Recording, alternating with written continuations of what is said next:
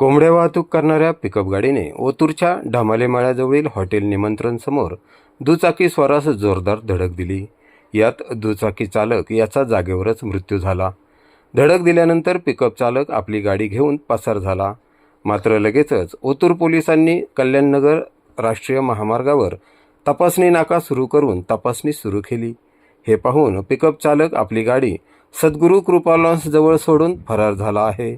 मृत तरुण कोपरे मांडवे भागातील असावा असा अंदाज असून अद्याप नाव समजलेले नाही। ओतूरचे पोलीस निरीक्षक लहू थाटे यांचे पथक पुढील तपास करत आहे।